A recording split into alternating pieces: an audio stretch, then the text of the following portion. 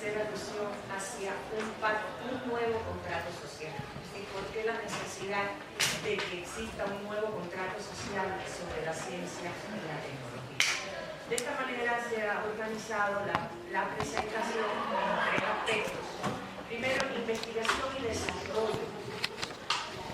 Después hablaremos de lo que es ciencia y tecnología como procesos sociales, para finalmente hacer alusión al nuevo contrato social sobre la ciencia y la tecnología. Es decir, que es necesario reflexionar la ciencia y la tecnología vista como procesos sociales.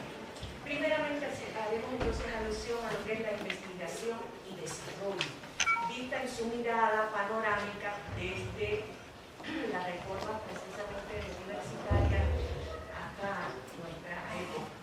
La investigación científica inicialmente se cultivó de manera más individual y por sí misma, es decir, investigación básica, sin considerar tanto las aplicaciones.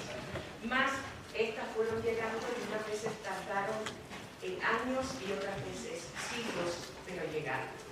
Sin embargo, hoy en día el concepto de investigación incluye desarrollo, de allí que se hable de I+D. Integra además la investigación básica, la investigación aplicada y el desarrollo experimental, que van desde la obtención del conocimiento hasta la aplicación de ese conocimiento y su utilización.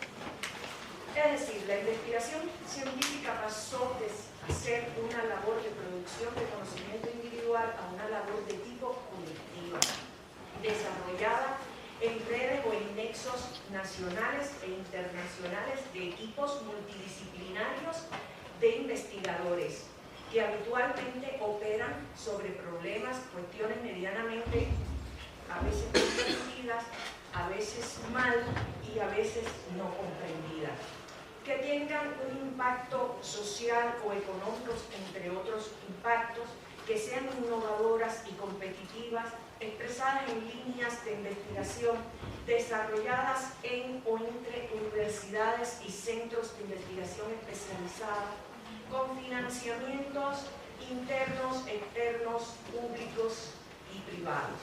En ocasiones perdiendo su carácter público, cada vez que la circulación del conocimiento científico queda supeditada a las restricciones o condiciones del gran mercado, como en las patentes o en el secreto industrial.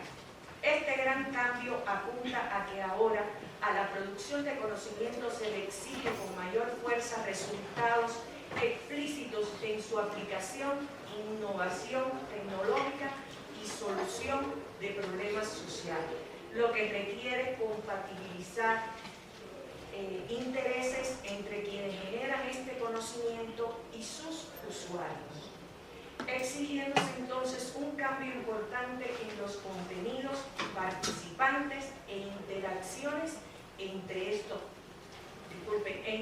participantes. Es decir, que podemos decir que lo que es el desarrollo de la ciencia y de la tecnología se da en procesos eminentemente sociales. De allí que vayamos al segundo aspecto que está referido, en este caso, a la ciencia y la tecnología como procesos sociales. Y en este caso, pues, expresaremos lo que la educación científica no debería olvidar al decir de Jorge Núñez Jover.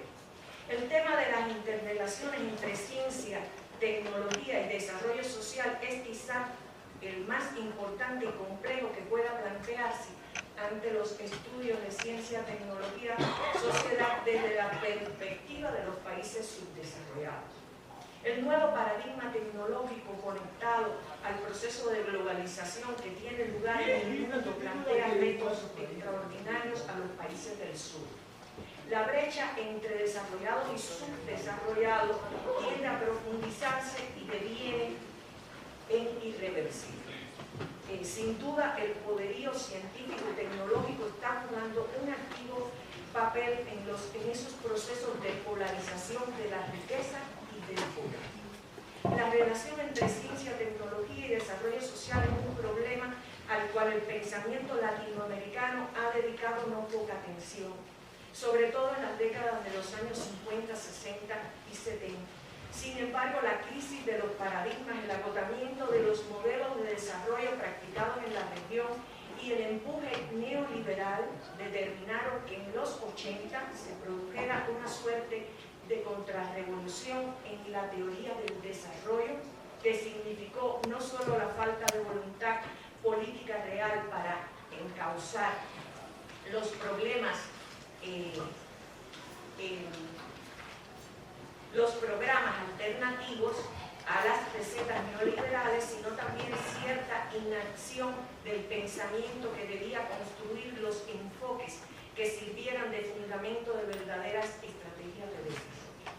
Y fue así que al finalizar la década de los 80, la CEPAL la denominó como la década perdida y relanzó el tema del desarrollo a través del documento Transformación Productiva con Equidad, ya en la década de los 90.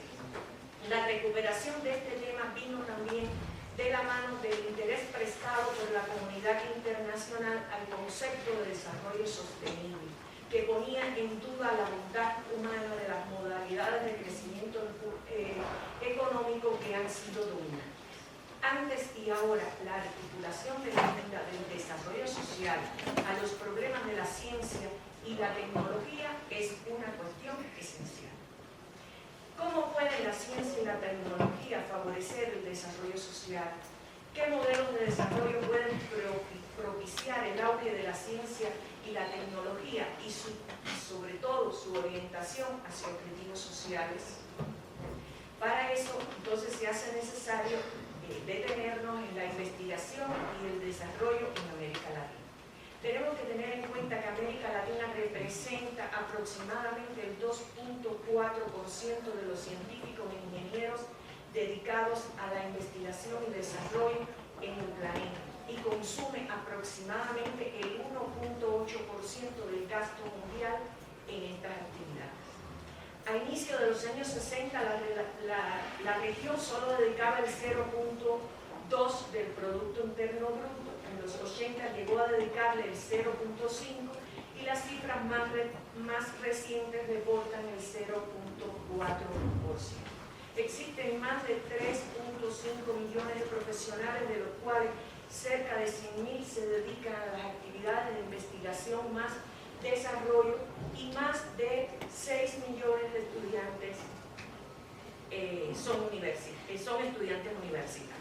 Muchos países tienen establecidos los estudios de posgrado. En las décadas de los años 50, 60 y 70, la institucionalización de la ciencia recibió un significativo impulso a través de la creación de facultades, de institutos de investigación, de consejos nacionales de ciencia y tecnología, etc. Toda esa infraestructura debería reportar, por supuesto, que grandes avances en el desarrollo científico y también al desarrollo social, demostró su vulnerabilidad en los años 80, bajo el impacto de la crisis de la deuda y la implantación de modelos neoliberales en la región. Y por eso, al término de la década de los 90 ya se aprecian tendencias preocupantes, como la creciente fuga de cerebros, el desempleo de científicos y de ingenieros, el proceso de privatización de la educación superior y los recortes presupuestarios que se aplican dañan lo que es la capacidad investigativa. Con frecuencia esta se encuentra divorciada del aparato productivo y de otras aplicaciones prácticas, entre otros problemas. ¿Cómo se explica el subdesarrollo científico y tecnológico de América Latina? Una aclaración exhaustiva exigiría un análisis histórico que no es posible, por supuesto, realizar en este momento. Sin embargo, de modo esquemático, pudiéramos identificar varios elementos que están incidiendo en ellos. En primer lugar, considerar que los proyectos económicos estratégicos puestos en práctica y sus consecuencias para la actividad científicas no han sido del todo los mejores, teniendo en cuenta que en la mayoría de los países la inserción primaria portadora en la economía internacional. También señaló el escaso desarrollo de la base científico-tecnológica endógena combinada con una enseñanza superior centrada en carreras de heterogénea calidad y orientada hacia funciones de integración cultural de masas. Otro elemento está la evolución de la tradición cultural, que incluye una actitud valorativa de la sociedad respecto de la ciencia. En particular, esto se refiere a la percepción por parte de los sectores más activos, incluidas las propias comunidades científicas, sobre el significado y la importancia social de la ciencia. Según Eduardo Galeano, el desprecio por la ciencia es una de las herencias malditas de América Latina. Otro aspecto, por otra parte, está también la orientación cognitiva y social de las comunidades científicas. Esta se vincula íntimamente a la particularidad del sistema científico internacional, cuya polarización determina que los patrones de hacer ciencia se forjen en contextos económicos, políticos y culturales muy distintos a los que predominan, a las realidades y a los problemas que predominan en América Latina. De ahí el éxodo también de científicos en busca de los centros donde se produce la ciencia mundial y donde se crean mejores condiciones intelectuales y económicas para su práctica. No voy a mencionar, serían muchos más los problemas que deberíamos estar referenciando, pero de manera sucinta todas estas problemáticas han llevado a una discusión en realidad de que debe existir un nuevo contrato social sobre la ciencia y la tecnología en los países del sur y en particular en América Latina. En este caso, actualmente existe un fuerte cuestionamiento desde diferentes sectores acerca del papel de la ciencia y la tecnología en el mundo contemporáneo. Se plantea cada vez con mayor fuerza la necesidad de democratizar los sistemas científicos y tecnológicos y se aboga por establecer lo que se ha llamado un nuevo contrato social sobre la ciencia.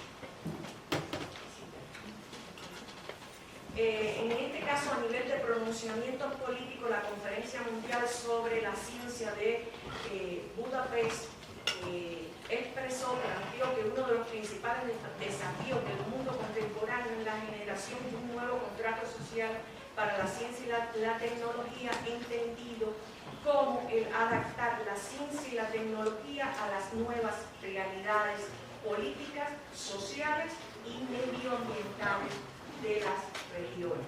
Para esto expresan dos acuerdos fundamentales. Por una parte, que la sociedad en su conjunto, a través del Estado, financia la ciencia y la tecnología, en tanto las reconoce como medios idóneos para satisfacer los valores del desarrollo cultural, bienestar, equidad y justicia social. Por otra parte, la satisfacción de estos valores no es algo que se espere al final de una cadena como un resultado de la dinámica misma del sistema científico. Es la sociedad la que señalaría cuáles son los valores que desea satisfacer. Gracias.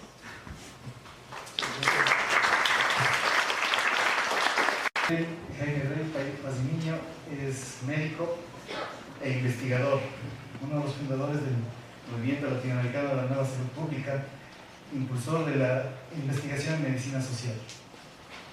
Tiene algunos posgrados, maestría en medicina social de la Universidad Autónoma Metropolitana de México, posgrado en epidemiología de la Escuela de Higiene de la Universidad de Londres, doctorado en epidemiología en la Universidad Federal de Bahía, en Brasil.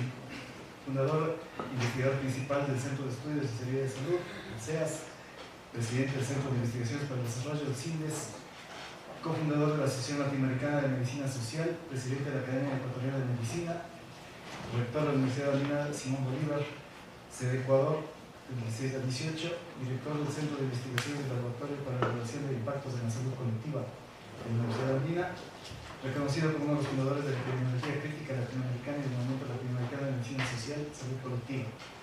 Sus obras han significado contribuciones pioneras e innovadoras en metodología científica, teoría crítica e historia de la salud. Autor de numerosos libros en los campos de metodología de la investigación, epidemiología y medicina social. 3 de estos traducidos al portugués y al inglés, 4 figuran como clásicos de la medicina social. Varias de sus obras han recibido premios, por ejemplo, el premio de la Universidad Central, el premio Manuel Sáenz del municipio de Quito, y revisiones en castellano, pero también en portugués y en otros idiomas. Ha habituado un sinnúmero de publicaciones en distintos idiomas, en español 324, en inglés 70, en portugués 25, en francés 2 y en alemán 1. Bastante. Bueno, con ustedes, Jaime Ley. Ya nos conocemos, somos amigos, pues. Me permite este trato. Gracias, un gran honor estar aquí en esta prestigiosa universidad. Les agradezco por el privilegio de haberme invitado a esta reunión con distinguidos colegas, distinguidos especialistas en una temática muy compleja que me parece a mí que es muy importante debatirla. Yo asumo esta invitación como una oportunidad para compartir con ustedes mis reflexiones en un congreso reciente realizado en Brasilia sobre bioética, que es un poco uno de los tenores que voy a referirme hoy, y también tratar de sintetizar lo que fueron las resoluciones o los elementos de agenda que surgieron de una reunión que tuvo más o menos un nombre parecido a este, que lo realizamos en la universidad. Creo que el contexto histórico del capitalismo actual hay que analizarlo para poder comprender los desafíos, los problemas y las serias amenazas que enfrenta en América Latina el desarrollo científico-tecnológico, sobre todo en la cuarta revolución industrial que está viviéndose, la crisis global vista desde la perspectiva de la salud y de la vida, y esta universidad que pensamos, que soñamos para enfrentar el capitalismo del siglo XXI. ¿Qué desafíos nos presenta este contexto? Yo creo que en los foros internacionales a los que he sido convidado es constante la preocupación desde distintas perspectivas por la gravedad y la masividad de los procesos destructivos para la vida generados por la producción y además por los malos usos de la tecnología. Sin embargo, las facultades de ciencias de la salud generalmente operan en el paradigma positivista, formando cuadros profesionales para trabajar con los defectos, con las enfermedades ya generadas y despreocuparse de todo lo que está por detrás. Y ahí es donde tenemos que entrar en serio en una revisión crítica de la propia sociedad, de su ciencia y del poder deformando la ciencia. Desde esta constatación y asumiendo un pensamiento crítico y ético, es que me voy a referir a los retos de la investigación y el desarrollo tecnológico, colocando en el centro el problema de la relación entre ciencia y poder. Ciencia y poder y el papel de la tecnología. La ciencia y la tecnología no son herramientas de modo alguno neutrales, ni en su origen, ni en su contenido, ni en su proyección en la vida social. La ciencia, el poder explicativo de la ciencia y el poder práctico de la tecnología son herramientas potentes para el dominio y control social y para la construcción de hegemonía, y por esa razón es que reciben la permanente presión del poder sobre la actividad científica. Si la ciencia no tuviera semejante peso en el desarrollo social y en el dirimir los intereses de la sociedad, no tendría esa presión tan fuerte como la que experimenta. En estas circunstancias, los estados dominantes han institucionalizado una forma de ciencia, llamémosle así, una ciencia oficial. Esa ciencia oficial termina, sépanlo o no sus gestores, tengan o no conciencia de ella los investigadores, termina apoyando una forma de ordenar el mundo de acuerdo con las condiciones de aceptabilidad para el poder. Entonces creo yo que las necesidades en cambio estratégicas de las colectividades, de la sociedad civil, del pueblo llano, exigen en cambio un pensamiento independiente de esa ciencia del poder, de esa ciencia oficial, y necesitan una ciencia transformadora que ahora lamentablemente se encuentra desarrollándose subordinada, por buena que ésta sea, y desdeñada por los cultores de la ciencia oficial, por aquellos que se enfilaron, se enrolaron en la ciencia de los poderosos. La ciencia del poder, si uno puede de alguna manera epistemológicamente definir cuál es la esencia de esto que estamos llamando la ciencia del poder, que es el positivismo, es la concepción empirista cartesiana de la realidad. Yo no quiero con esto decir que desde la ciencia cartesiana no se han hecho aportaciones fundamentales en la historia de la ciencia. No estoy diciendo eso. Lo que estoy diciendo es que es un modelo de pensar que, como es lineal y reduccionista, no nos permite entender lo profundo de la sociedad. Fracciona la sociedad en partes, configura el pensamiento científico alrededor de esas partes, las considera preeminentes y reduce metodológicamente todo a esa visión fragmentaria. Entonces esto es así porque al poder no le interesa que se vea la sociedad en su conjunto, sino que se vean solamente sus partes y los defectos de la sociedad y no los procesos que están inherentes a la estructura política, a la estructura económica. El cartesianismo, en esta reducción en partes de la sociedad, lo que hace es un procedimiento en el cual separa esas partes, esos eventos reales que los ha fragmentado, sin entender sus raíces y sus relaciones, los ha divorciado del contexto. El momento que yo divorcio del contexto, estoy diciendo que la sociedad se realiza sin la esencia de ese contexto, que en el caso de nuestras sociedades es la acumulación de capital, es decir, la sociedad capitalista. Ese tipo de ciencia se mueve en la metáfora del pico del iceberg, se mueve sobre el pico del iceberg. Y es importante para el poder que así sea, porque el pico del iceberg no está la explicación, sino está solo la descripción de los fenómenos. Y al describir los fenómenos, lo que hacemos es actuar sobre factores aislados, los modificamos, hacemos cosmética y no transformación social. Para poder explicar y no solo describir, hay necesidad de ver lo que está por debajo del pico del iceberg. Y eso es lo que la ciencia del poder no hace. Esa ciencia en su lógica, en su metódica, yo no tengo tiempo de detenerme en estos elementos epistemológicos y lógicos, pero voy simplemente a referirme que el pensamiento reduccionista de esta ciencia oficial, de la ciencia del poder, es un pensamiento que separa y hace separaciones falsas. Separa sujeto de objeto, separa propósito de mecanismo, separa valor de hecho, separa cultura de naturaleza, separa sociedad de ciencia. Y en ese proceso lo hace precisamente para poderse subordinar a la necesidad funcional que necesita de esa ciencia y para imponer una ciencia cuantitativista, una ciencia que basada en... Ahora, yo no tengo yo soy un usuario del trabajo cuantitativo y yo creo que las ciencias exactas son una poderosa herramienta que lo necesitamos muchísimo, pero el problema no es ese, sino que es el mal uso de las matemáticas o el uso distorsionador de lo que son las ciencias exactas. Eso tiene una consecuencia muy grave metódica, y es que al separar explicación de predicción, simplemente es una ciencia que reemplaza la explicación por la predicción. Hago un modelo probabilístico, un modelo matemático probabilístico de cualquier tipo, y entonces eso reemplaza la explicación de la sociedad y simplemente se mueve con sus efectos. Reemplaza los procesos históricos de esa sociedad por los factores empíricos que se mueven en la sociedad. Reemplaza la determinación, la explicación profunda de lo que sucede en esa sociedad, lo reemplaza por esas causas aparentes, por esos factores externos. Entonces, analicemos eso, qué implicaciones tiene para comprender la tecnología.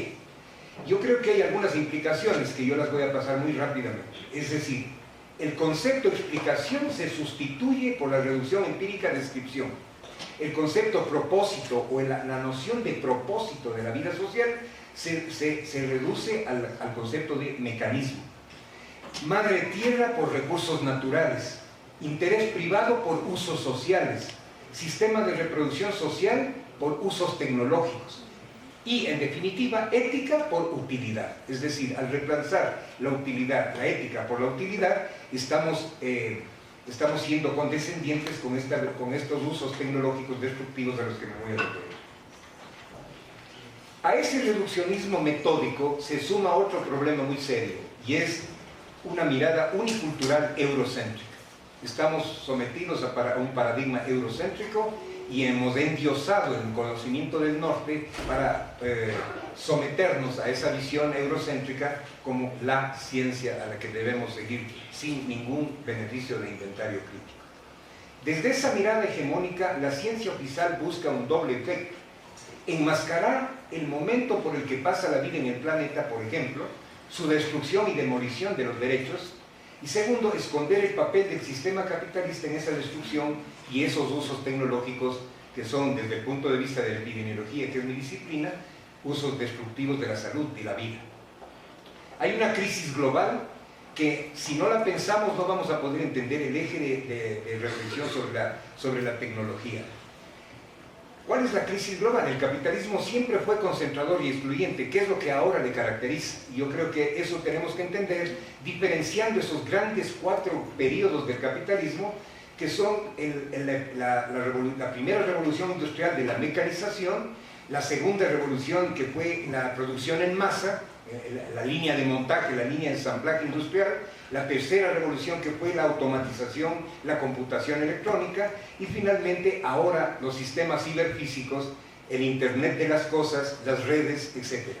Este capitalismo cuarto, este capitalismo V4, versión 4, es el que nos preocupa a quienes investigamos en defensa de la vida. Y este capitalismo versión 4, de la cuarta revolución industrial, tiene necesidades históricas objetivas y subjetivas.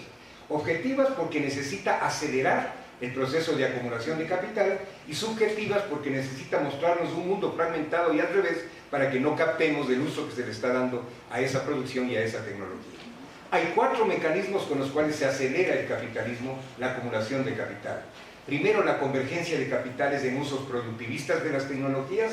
El despojo unas veces violento, otras veces amable y elegante, o el shock. El shock, en el caso de la salud, es emblemático. Viene una pandemia H1N1 y eso se aprovecha para la acumulación de capital. En 6 días sube el stock de las grandes empresas farmacéuticas o de las empresas que venden vacunas o antivirales, han subido 6% en la bolsa de Nueva York.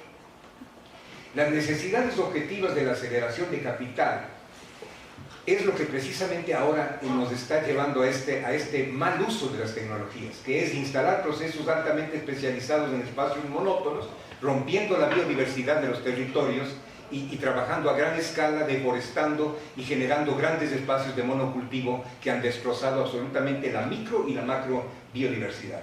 Acelerando procesos, reduciendo costos e incrementando la renta diferencial, ¿cómo? Descapitalizando y descomponiendo las economías de los medianos y pequeños productores.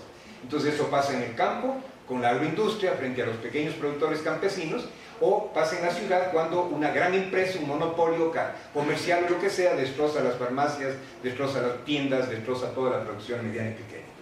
Y eso a nombre del progreso, y eso a nombre de los usuarios, a nombre de los consumidores. En el centro, en el ojo del huracán de ese proceso, está el extractivismo minero, el extractivismo agroindustrial, todas las formas de extractivismo.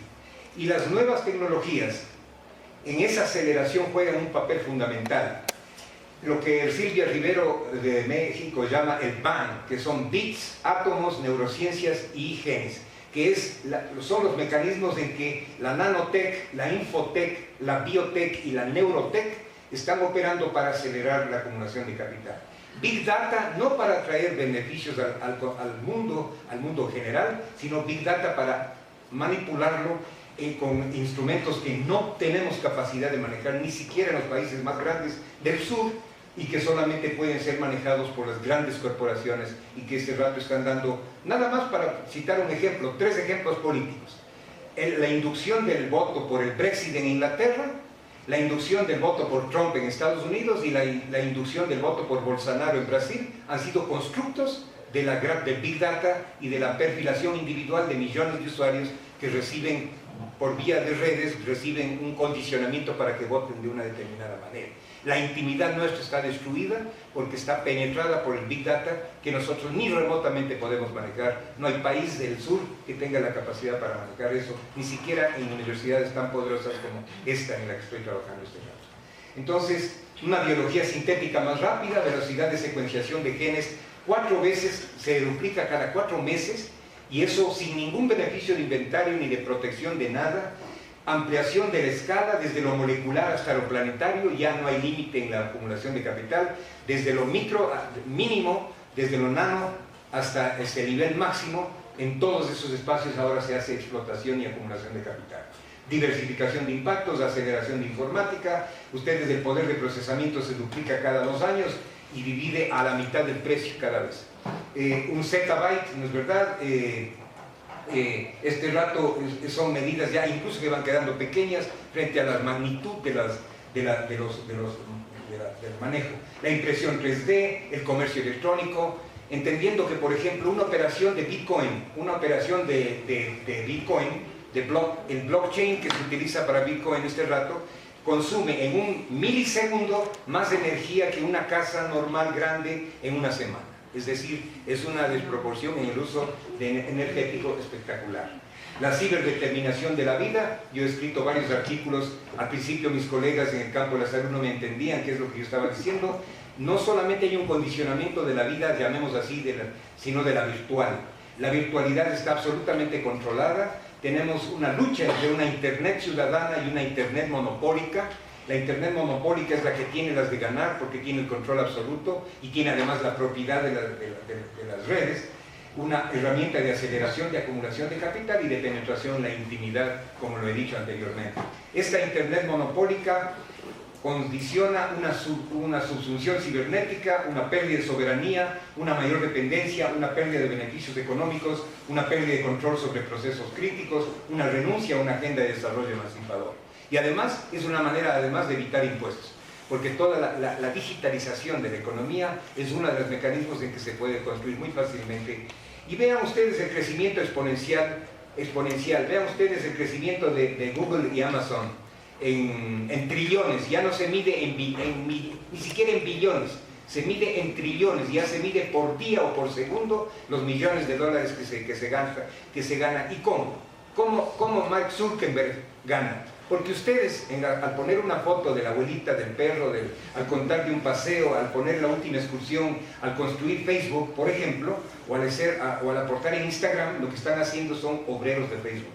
Ustedes están construyendo aquello que un obrero en el telar en la Europa del siglo XVIII hacía. Ahora ustedes son los obreros, somos nosotros los obreros de estas grandes corporaciones. Miren ustedes el desarrollo espectacular. Termino porque estoy pasándome del tiempo, simplemente diciéndoles que esta aceleración, esta desestructuración, esta urbanización salvaje, esta debilidad y desterritorialización jurídica, la corrupción y debilidad institucional pública, la contención y burocratización de la participación social, el deterioro ecológico masivo, el deterioro masivo y polimorfo de la salud humana, que yo no tengo tiempo de mostrarles, puedo escalofriarles con lo que si ustedes supieran todo lo que está pasando con la destrucción de la vida y la salud humana. Estamos haciendo varios estudios y claro, para podernos vender que ese es un mundo hermoso, ahora nos inventan el posthumanismo, el Homo Faber que se transforma en Homo Creator, el posthumanismo y la post-era biológica,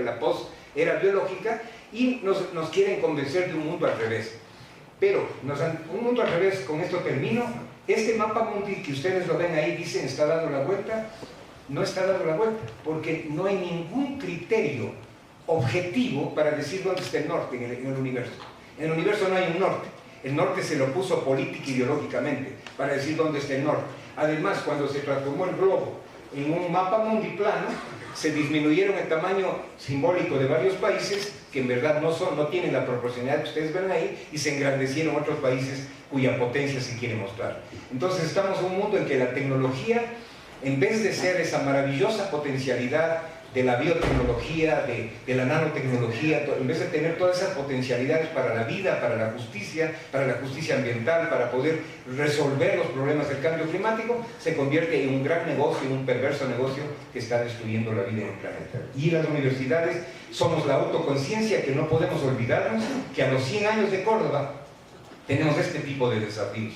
Y no nos podemos quedar en la Córdoba de 1918, tenemos que estar en el capitalismo agresivo, tremendamente destructivo del siglo XXI, y las universidades no podemos agachar la cabeza, ni peor caer en el sucursalismo.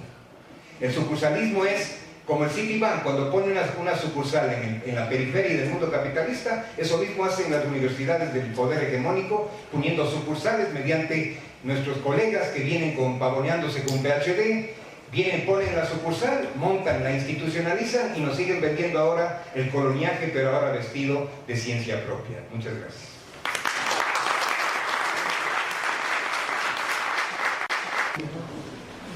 César Pazmiño es doctor en Medicina y Psicología, especialista en Genética Médica y Genética Molecular Humana, máster en Biología en Enfermedades Tropicales y doctor en Biología de especialidad en Genética.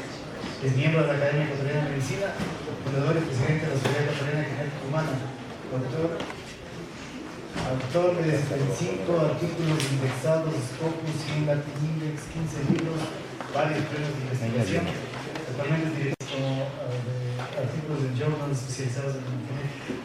Es un investigador con 30 años de experiencia, lidera un trabajo con las líneas de genética y predisposición a cáncer, enfermedades genéticas raras, estudios de origen proporcional del calor, genotoxicología, fue decano del Instituto de Investigaciones Biomédicas de la Universidad de Los Ángeles.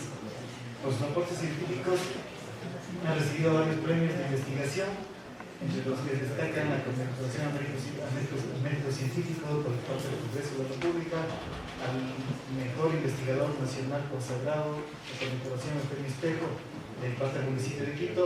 Es miembro de las Academias Ecuatorianas de Ciencia y Medicina, participa activamente en programas de televisión y radio sobre temas de ciencia, tecnología y derechos humanos.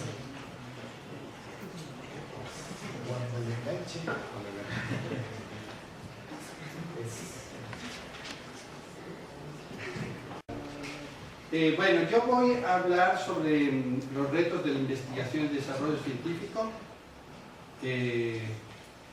Vamos a ver si hablamos. Como es sobre la reforma de Córdoba, pásame nomás ahí por.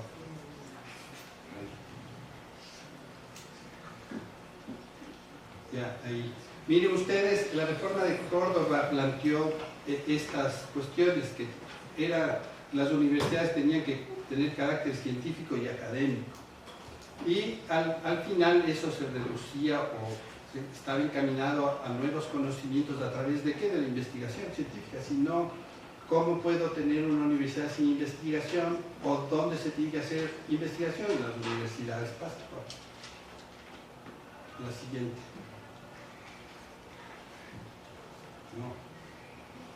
Ya. Entonces, esto es lo que se planteó en la reforma de Córdoba: autonomía, cogobierno, actualización de las cátedras, concursos, gratuidad, extensión universitaria, que ahora es casi caritativa, vocación latinoamericana y antiimperialista, unidad entre universidad y sociedad, ciencia de denuncia, y al final, yo creo que esta es una de las cosas que nos comandan en las universidades, de enseñar lo que se investiga. Y ahí viene la pregunta: ¿en realidad se investiga? Entonces yo voy a tratar de mostrar lo que está pasando. Por favor, ¿qué condiciones tenemos para investigar? Ahí están. Tenemos que tener instituciones, tenemos que tener infraestructura, investigadores calificados, ideas de proyectos, tenemos que tener dinero y planes de inversión. Imagínense que tenemos un gobierno que quiere recortar presupuestos, garantías y facilidades para investigar, ejecución de las investigaciones que te dejan, desburocratizar el sistema de investigación. Y yo, esta es una de las cosas que lucho todos los días: descriminalizar a los investigadores. O sea, cuando tú accedes a los organismos de regulación, casi te tratan como un criminal que quiere sacar muestras, que quiere saquear el conocimiento. Eres ecuatoriano, hay una persecución burocrática y hay un irrespeto a la acreditación intrínseca, es decir, tú estás viviendo aquí, eres investigador de aquí, calificado aquí, en una institución calificada, pero te niegan hasta lo que más pueden hacer investigación. Y supongo que eso también viene porque no conviene que América Latina haga investigación, ¿no? Porque así se refuerza los conocimientos de otros individuos. Pasa, por favor. Mire, aquí está, aunque parezca difícil, pero aquí es facilito. Mire, los países cómo producen la ciencia Scopus, ¿no es cierto? Estados Unidos a la cabeza, tiene más o menos 11 millones de artículos, tiene un impacto de lectura, digamos así, de 2.77, 2077, y aquí miren los países como estamos acá, Venezuela, Cuba, Ecuador en el puesto 90, con índices de impacto bajísimos, claro, índices de impacto que reflejan el sistema de calificación de Simago, que Simago y Scopus son empresas, entonces ellos te califican porque eso les conviene calificarte definitivamente. Sigue.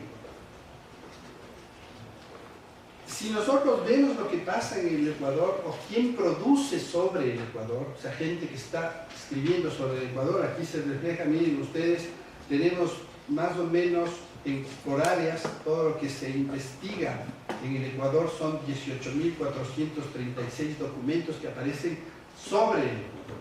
Pero cuando uno hace el análisis pasa por un poquito más pormenorizado, sigue.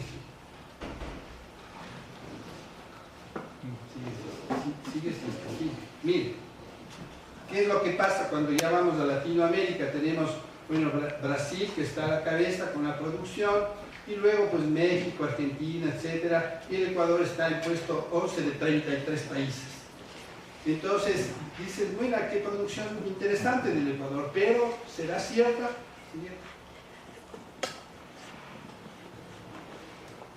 ¿Viste esto de la tecnología? Máquina.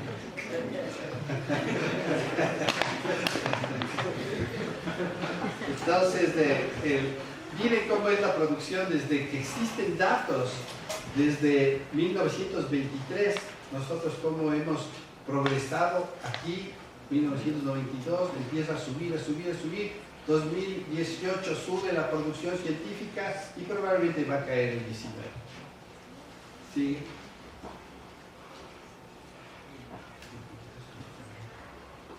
Miren el impacto del Ecuador en el mundo, porque tenemos que también usar los datos de los 0.034% de la producción mundial el Ecuador versus el resto, ¿no? Entonces tenemos un problema incluso dentro de la región mismo latinoamericana. Pasa nomás las siguientes, las áreas son las mismas. Miren, bueno, déjame. Miren, las publicaciones. Nosotros, ¿cómo nos miden? Nos miden por citas. Miren aquí ustedes los documentos citados versus los no citados.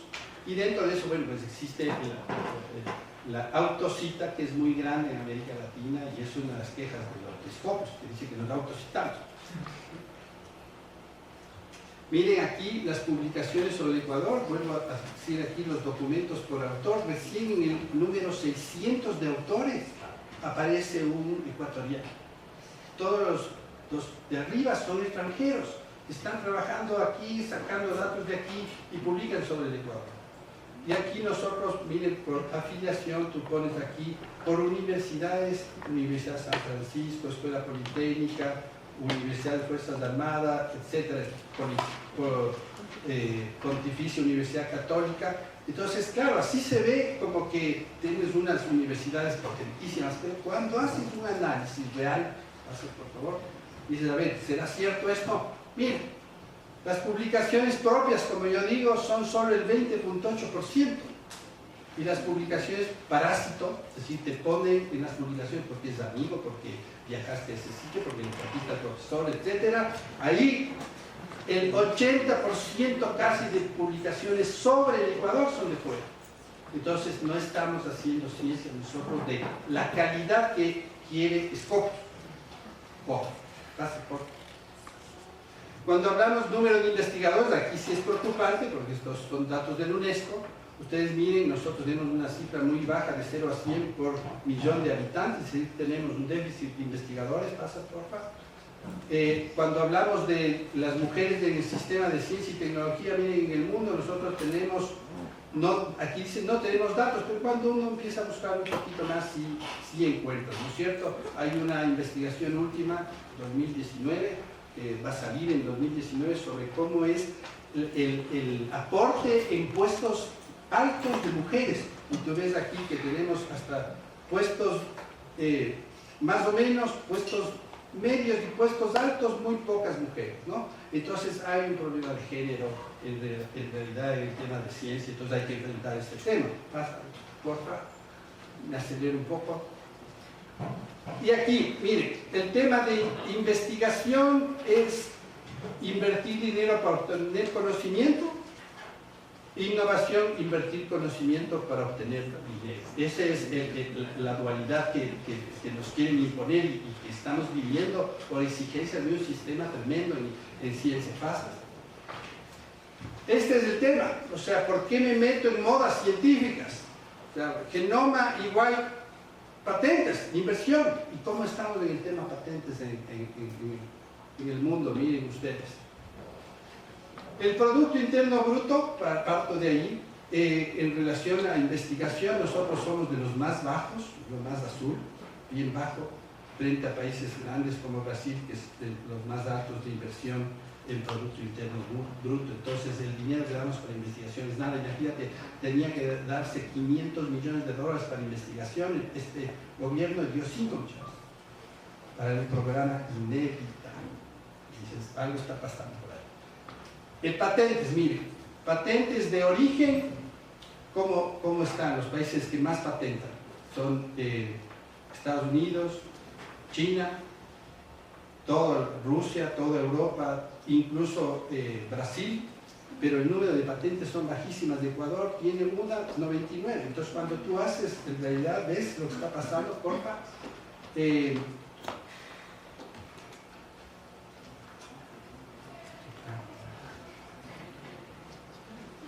El número de patentes de Ecuador es bajísimo. Mira, patentes, mira, Latinoamérica cuánto patenta el 2006 y cuánto patenta el 2016. Es decir, que hemos bajado en patentes. ¿Pasas? Entonces, ¿qué pasa con las universidades? Porque nosotros somos universitarios, mira, exigencia de tener formación de investigador, ¿no es cierto? Eso es lo que nos están exigiendo. Pienso que eso te da madurez, no es la única forma de hacer investigación. Creo que hay muchas formas, no porque tengas un PhD de investigador, porque si no, ahí está el ejemplo. ¿Cuánto dinero hay para hacer investigación en Latinoamérica y el Caribe? En el Ecuador pasa lo mismo. Una universidad que tiene 1000 profesores, como cualquiera de las nuestras, con 600 PhDs debería tener 600 publicaciones. Y no las tiene por una simple cosa, porque no tienen dinero para hacerlo. ¿Es posible que una universidad tenga 600 líneas de investigación? No. ¿Cuántos productos de alto nivel debemos potenciar, priorizar áreas de desarrollo científico? ¿Tenemos que hacer ciencia humanística o ciencia mercantil? ¿Cuál es de las dos? Pero yo sí creo que hay una cosa que no podemos escaparnos, es que las universidades tenemos que hacer ciencia de denuncia, decir lo que está pasando. ¿Pasa? Miren aquí otra vez el tema de Ecuador, solo de revistas de alto impacto, cómo hemos subido en impacto según Scopus. Entonces dicen, no, ¿qué bien? Hemos subido en impacto. Ya tenemos Nature, tenemos Science. ¿Pasa? Pero cuando hago la corrección, otra vez la corrección de producción propia, miren, la primera universidad que publica es la Pontificia Universidad Católica. Le sigue la Central. Luego San Francisco, dice ahí. Espíritu Santo, y entonces ahí, mira, van cambiando las frecuencias, o sea que hay como yo siempre he dicho cuando he escrito de esto, es un engaño público que nos digan que hay universidades que publican un montón. Cuando haces el análisis, no es verdad. Están poniéndonos de artículos. Tanto así que hay un investigador que publica 200 artículos en un año en física, y el Ecuador no es potencia física, perdón, no es, pero publica 200 artículos desde el Ecuador. Entonces algo no me encaja. ¿Pasas por acá? Aquí lo mismo comparado con la universidad que más publica. Y aquí otra vez este dato que sí lo recalco, que es el tema de las publicaciones parásito, que es un montón de gente que está uniéndose a los grupos fuertes. Y el último desafío que tenemos, digamos así, es que tenemos que centrarnos en qué tipo de ciencia queremos hacer desde América Latina, desde el Ecuador, qué podemos hacer en la ciencia humanista o la ciencia pragmática, que yo no soy un científico social como es el Jaime, pero lo que él dice es cierto, yo le copio. Y entonces más o menos es la misma orientación, ¿no? ¿Qué tipo de ciencia queremos? ¿Humanista o científica, pseudocientífica? Las dos son científicas, pero hay que ubicarse bien en todo. Las dos La una es informada, la otra es súper sesgada. Informa lo que quiere. Neutra, orientada. Solidaria, individualista. Ciencia de denuncia, la otra tiene ciencia de intereses. Entonces tenemos que las universidades ubicarnos donde queremos estar. Por favor, creo que ya termino. Tenemos una herramienta poderosa para obtener presencia en el mundo, que yo sí abogo por eso. El Latin Index, pese a que Scopus nos desprecie, pero yo creo que tenemos que tener producción propia, tenemos que decir aquí estamos, no somos prescindibles como quisieran, y entonces tenemos que mostrar que tenemos buen nivel, tenemos buenas ideas, buenas cosas que aplicamos aquí, que no necesariamente son las aplicaciones de eso. Creo que esa era la violeta más, basta nomás de eso. Y ya. Entonces, en definitiva, los desafíos que tenemos después de 100 años de Córdoba es que tenemos que seguir haciendo lo que hacemos, investigaciones serias, tenemos que seguir publicando, tenemos que aprender a jugar la cancha, pero con las reglas nuestras, con árbitros nuestros también, porque si no siempre vamos a estar dependiendo de la ciencia de fuera. Gracias.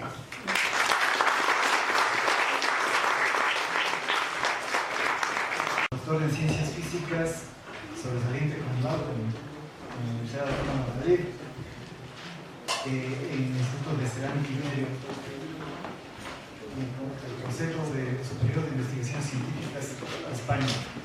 El área de estudio, la física de materiales, no es físico de aquí, de la Escuela Politécnica Nacional. El profesor principal del Departamento de Física, editado en su número de cátedras. Es profesor del programa de maestría en investigación en física, profesor en el curso de posgrado, en varios cursos de posgrado, programas de doctorado, también en la Madrid, no solo aquí, sino también allá, y algunas maestrías, conferencista sobre temas relacionados con la física y de carácter divulgativo. En cuanto a la investigación, el área de investigación de la física de materiales tiene 29 publicaciones de revistas indexadas, capítulos de libros, más de 40 participaciones de eventos científicos y 24 proyectos de titulación. Es actualmente decano de la Facultad de Ciencias, es miembro del Consejo del Departamento de Biología y de la Técnica, ha sido coordinador de la celebración del Año Mundial de la Física. Es miembro de la Fundación Café Científico, capítulo Ecuador, jefe del Departamento de Física aquí en la Facultad. Entonces,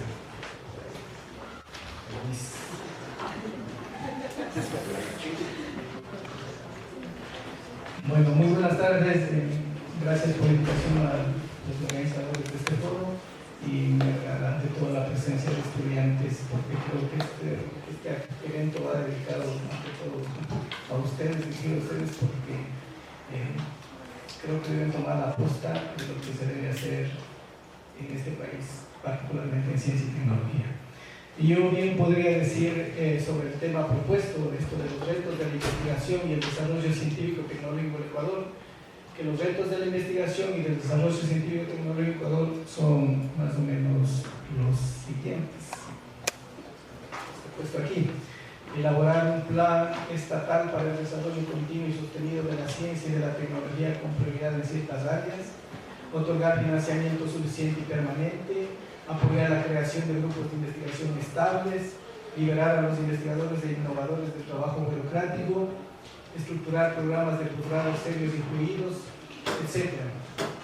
Y esto lo digo porque a raíz de un cuestionario que realizamos el año pasado en la Facultad de Ciencias de la Politécnica Nacional, nuestros profesores expresaron que los principales problemas que enfrentan para hacer investigación eran los relacionados con lo que acabo de expresar como propuesta. Pero yo creo que todas esas frases no son más que lugares comunes que se dicen y se escuchan bien, pero que esencialmente son vacías. ¿Por qué son vacías todas estas propuestas? Porque no responden a la pregunta que varios sectores de la sociedad ecuatoriana bien podrían hacerla con mucho derecho. ¿Todo eso para qué? Esencialmente, ¿para qué? Busquemos pues alguna respuesta. De los principios expresados en la Reforma Universitaria de Córdoba de 1918 relacionados con el desarrollo de ciencia y tecnología, podemos citar los siguientes.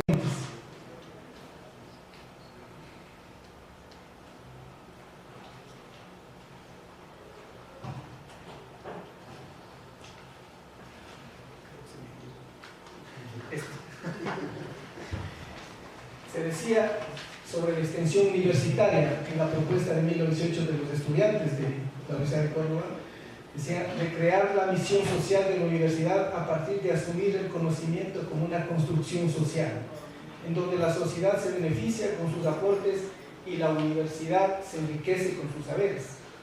Se decía también, universidad y ciencia.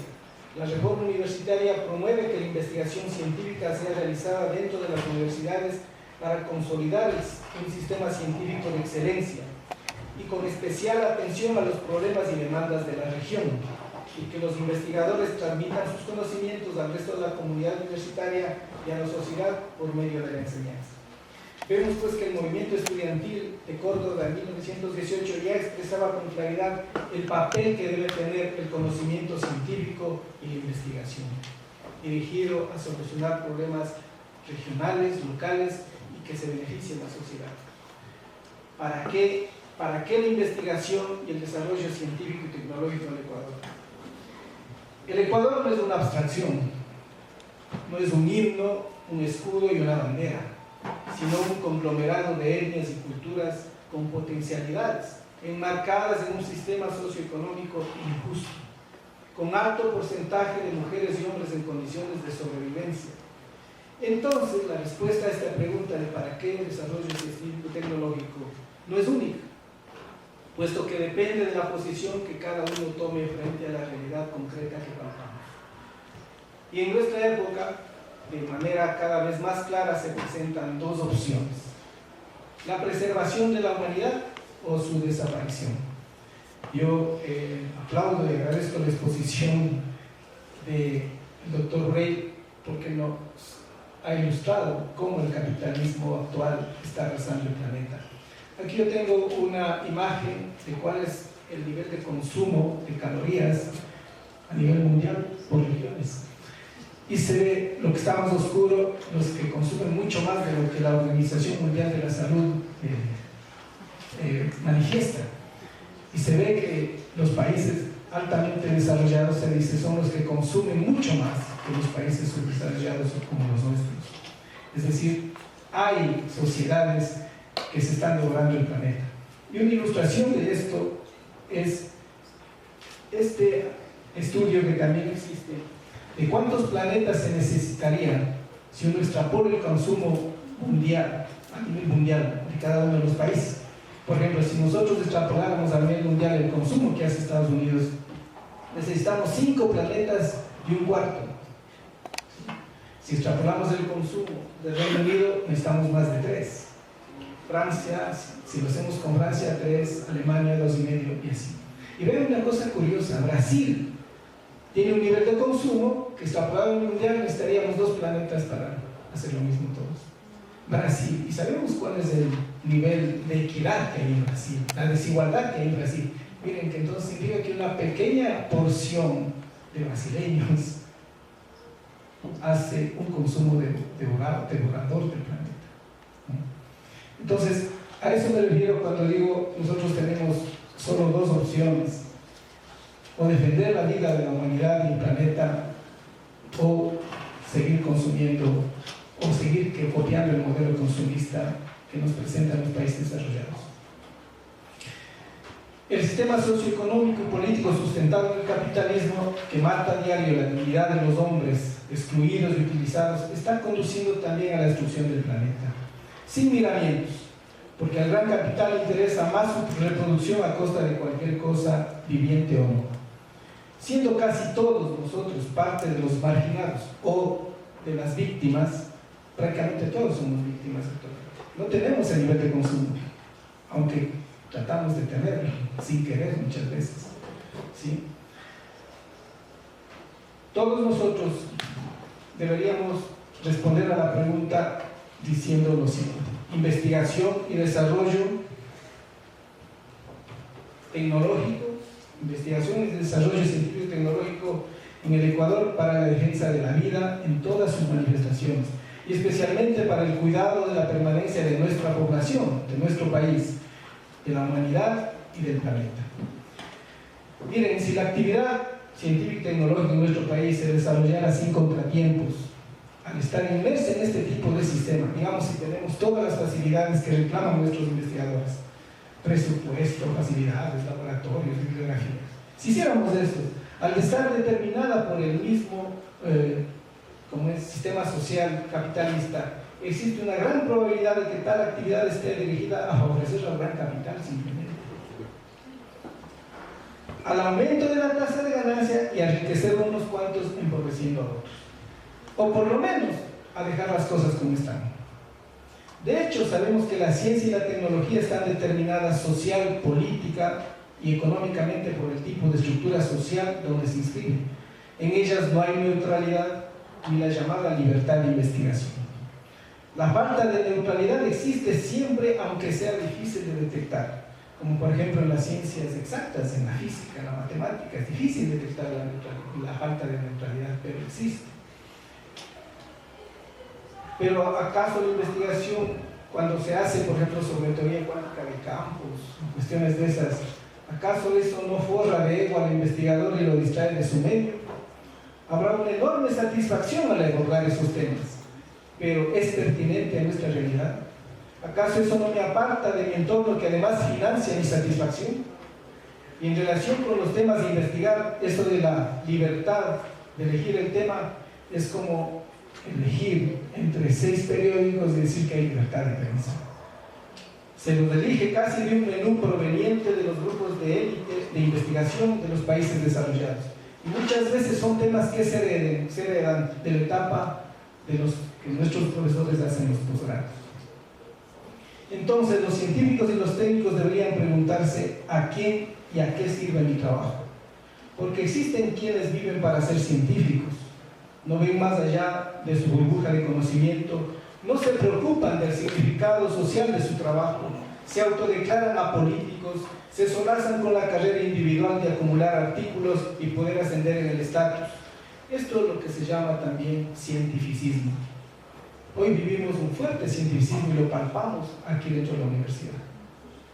Sin embargo, se requieren científicos y técnicos que trabajen para ampliar y aumentar la calidad de vida de los seres humanos. Optar consciente o inconscientemente por una u otra posición es optar por una posición política. Y hay que hacerlo sin miedo. Aunque a primera vista no lo parezca, los científicos y los técnicos comprometidos con la vida tienen retos más complejos que quienes actualmente elaboran un proyecto con un tema heredado o importado, buscan un financiamiento, escriben un artículo. Quienes opten por esta posición de hacer ciencia y tecnología por la vida tienen el reto más complejo de plantear el problema de inversión, el problema científico y tecnológico, que esté de acuerdo con la opción de defender la vida. El reto de plantear el problema no es un reto sencillo. Saber plantear el problema e investigar. El gran reto inicial es ver y analizar la realidad de la sociedad de consumo que borra la dignidad humana. Este reto no lo tiene la mayoría de investigadores, puesto que el problema de investigación, como yo lo he dicho, usualmente es importado o sigue una moda. Más aún, muchas veces nuestros científicos forman parte de redes internacionales con la participación de científicos europeos y de norteamericanos. Y en esta situación, ¿quién propone el problema a investigar? ¿Quién propone la metodología? No somos nosotros. La historia de la humanidad puede ayudarnos a entender lo manifestado.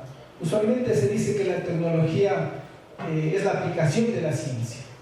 Sin embargo, no siempre ha existido una relación lineal en este aspecto. Existen estudios históricos que demuestran que en primer lugar ha existido una necesidad económica que pedía una solución técnica y que luego se producía el desarrollo científico.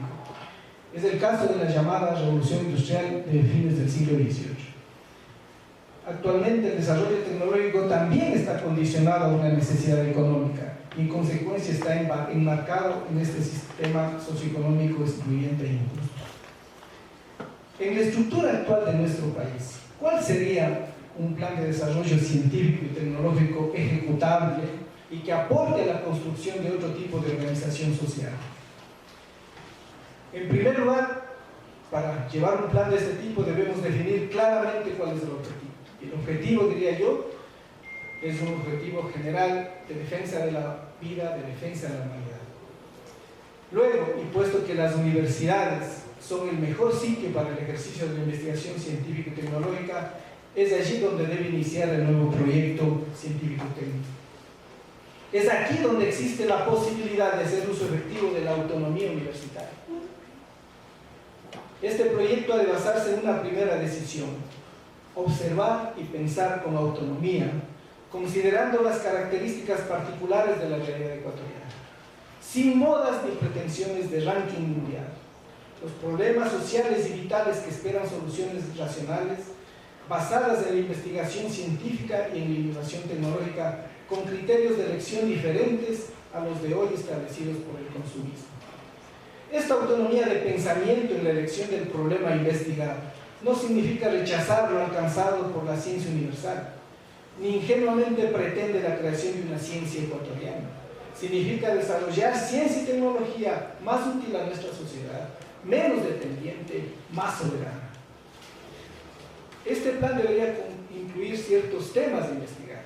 Yo, como una aproximación primera, me permito plantear ciertos temas generales que podríamos abordar como ecuatorianos inmersos en una sociedad inhumana. Por ejemplo, agriculturas en zonas de baja calidad de la tierra. Si ustedes simplemente pasan de Pichincha a Cotopaxi, se van a dar cuenta cuál es la diferencia en la calidad de la tierra. De Pichincha a Cotopaxi, Tungurahua. Y pueden ustedes verificar, o más bien dicho, y hacer una hipótesis de que una de las causas posibles de la mayor pobreza que hay entre las provincias se debe a la calidad de la tierra. Entonces uno podría analizar esa problemática y dar salidas al respecto. Estudios de enfermedades locales y regionales. Producción cerámica artesanal que tenemos, pero la tenemos demasiado artesanal, ¿sí? Todavía con hornos de leña. Valor agregado en nuestras materias primas. Problemas de humedad en viviendas de zonas acuíferas, microclimas de estudio y control, refinamiento de petróleo, reducción del consumo de energía. El problema de energía no solamente se tiene que resolver inventando nuevas fuentes de energía y nuevos aparatos o dispositivos tecnológicos que aumenten la eficiencia de conversión de energía solar, por ejemplo. Porque dicho sea de paso, la termodinámica muestra que hay un límite máximo a la eficiencia de la conversión. ¿No será mejor también investigar cómo se puede reducir el consumo de energía? Conservación del agua, preservación de los páramos, reducción de contaminación de ciudades, planificación sustentable de poblados, migración interna, mejoramiento de eficiencia de regadíos,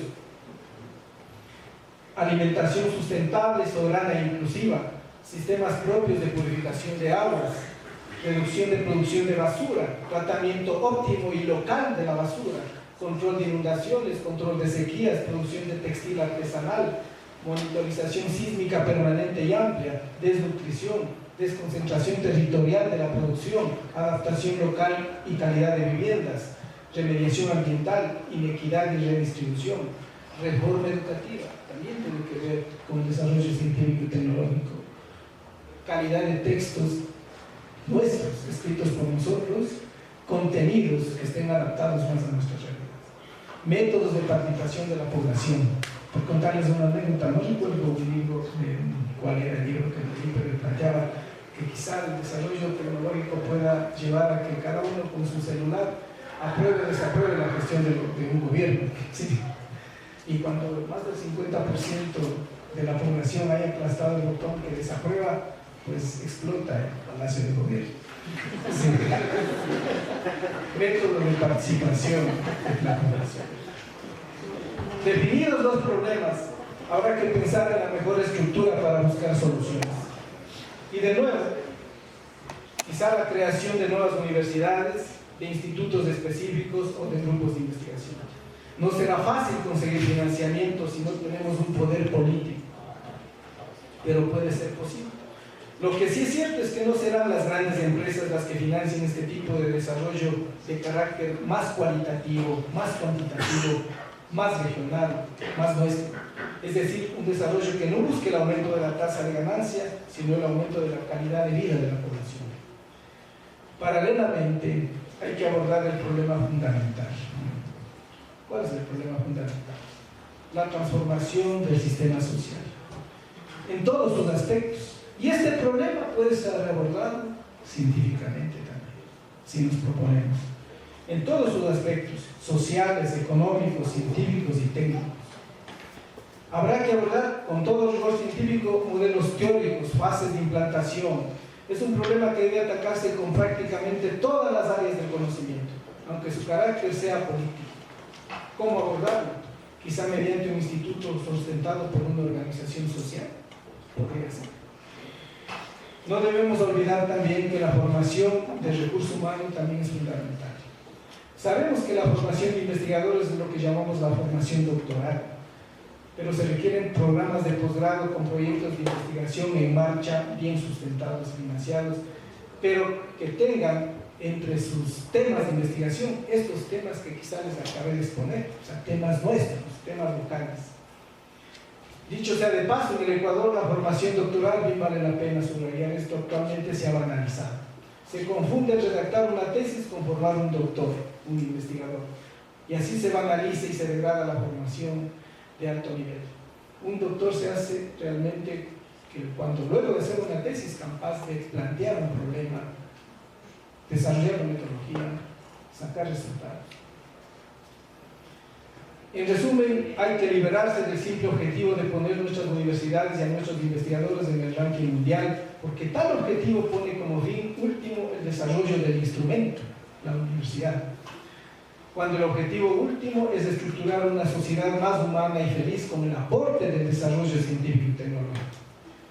En este momento de nuestra historia, ya no solo la universidad debe ser autónoma, también deben serlo nuestras sociedades ecuatoriana y latinoamericana, e incluso nuestras propias mentes deben ser autónomas. El reto es, pues, esencialmente político. Recordando al movimiento estudiantil de 1918, debo confesar que extraño un movimiento estudiantil comprometido primero con su propia formación, defendiendo su formación, defendiendo la calidad de sus profesores, ¿sí? Defendiendo que se cumplan las clases, defendiendo que se cumpla el sílabo, ¿sí? Y además conocedor de su misma realidad social y solidarizado con ella. Hoy no veo que sea del sector estudiantil, lamentablemente, de donde surja la presión para cambiar el rumbo de la investigación científico-técnica. Podría ser que esta presión salga del gran conjunto de investigadores jóvenes que han entrado en las universidades.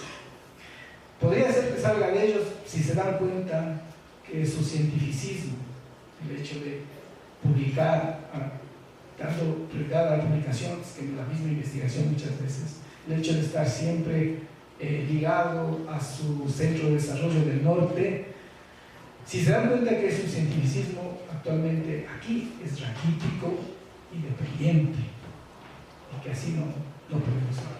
Gracias.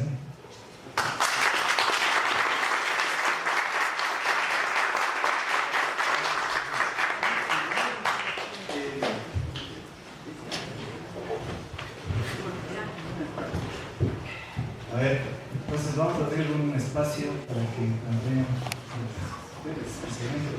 preguntas, opinen también, por supuesto, formulen opiniones. Lo que me ha quedado bastante claro con lo que muchos están diciendo es que nosotros, digamos, aquí en Ecuador y también en Latinoamérica estamos muy subordinados a lo que está ocurriendo en el norte y que es necesario, digamos, crear nuestras formas, nuestros propios métodos de investigación y, digamos, en palabras más vulgares, nuestra propia ciencia. Mi pregunta es, ¿esa construcción de una nueva ciencia tendría que nacer solamente de Ecuador o de Ecuador, digamos, en conjunto con los otros países latinoamericanos? Como, ¿dónde podría nacer esa, digamos, la creación de esta nueva ciencia? Muchas gracias.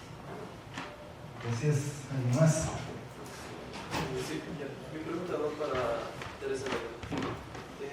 Aprovechando de que tiene usted aquí como experta en acreditación, el día de ayer en una de las charlas se dijo de que no se ha logrado en la universidad alcanzar uno de los principios de la reforma de Córdoba, que es la autonomía universitaria, ya que está siendo controlada desde muchos aspectos, desde el presupuesto y también desde la acreditación. Entonces, yo quisiera saber cuál es su opinión respecto a que la acreditación y los sistemas, los organismos de acreditación del Estado son otra forma de corromper la autonomía universitaria.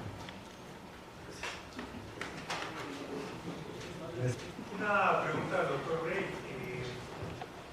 En referencia a cómo desarrollar en el país, cómo desarrollar en el medio la investigación inter o multidisciplinaria o transdisciplinaria, si se quiere, dentro de una cultura universitaria donde, y hablando por ejemplo en el caso de la Politécnica Nacional, una cultura universitaria donde los prejuicios interdisciplinarios están a la luz del día, ¿no?